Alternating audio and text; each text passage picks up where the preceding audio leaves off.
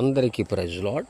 ఈరోజు దేవుని యొక్క వాక్యము బాప్తీసములు 2 ఈ మాట ఎబ్రీలు రాసిన పత్రిక 6వ అధ్యాయము 2వ వచనము. దేవుని యందలి విశ్వాసము బాప్తీసములు గూర్చిన బోధయు అని గమనించినట్లయితే బాప్తీసములను అని బహువచనం మనకు కనబడతాడు. అనగా సుస్పష్టంగా మనకు అర్థమవుతుంది బాప్తీసములు 2 అనే ఈ మాటను లేదా ఈ యొక్క వాక్యాన్ని దృఢపరుస్తూ లేదా బలపరుస్తూ వేరొక చోట మనం చూసినట్లయితే యోహాను సువార్త 3వ అధ్యాయము 5వ వచనములో ఒకడు నీటి మూలముగాను ఆత్మ మూలముగాను జన్మించితేనే తప్ప దేవుని రాజ్యములో ప్రవేశింపలేడని మీతో నిశ్చయముగా చెప్పుచున్నానని యేసు ప్రభువు వారే మాట్లాడుతూ ఉంటారు. నీటి మూలముగా జన్మించుట అనగా బాప్తీసం పొందుట, ఆత్మ మూలముగా జన్మించుట అనగా పరిశుద్ధాత్మ శక్తి చేత నింపబడుట.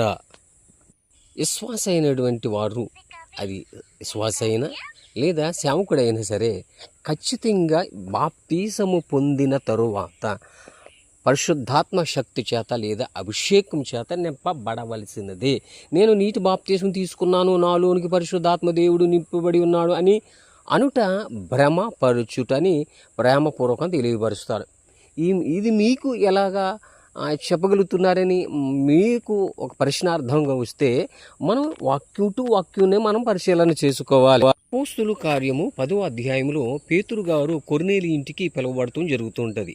ఇది 44వ వచనం నుండి చివరి వరకు మనం చదివినట్లయితే సుస్పష్టంగా మనకు అర్థమవుతూ ఉంటుంది.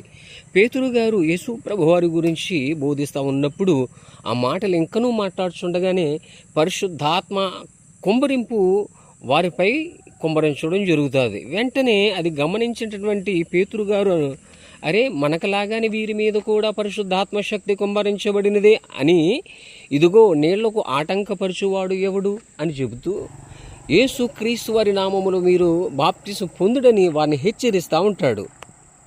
మనం చూసినట్లయితే అదే అపోస్తుల కార్యము 19వ అధ్యాయములో 2 నుంచి 6వ వచనములు మనం చూస్తే భక్తుడైనటువంటి పౌలు గారు కూడా తన శిష్యులను అడుగుతూ ఉంటాడు, మీరు విశ్వాసించినప్పుడు పరిశుద్ధాత్మ పొంది ఉన్నారా అడిగి ప్రశ్నించినప్పుడు వారంటారు, పరిశుద్ధాత్మ దేవుడు ఉన్నాడనే మేము ఎరుగము అంటాడు.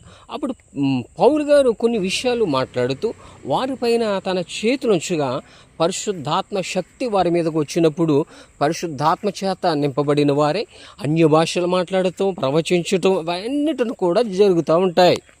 పరిశుద్ధాత్మ అనేటువంటి వరం అవసరం అంటే అవసరం. ఎందుకంటే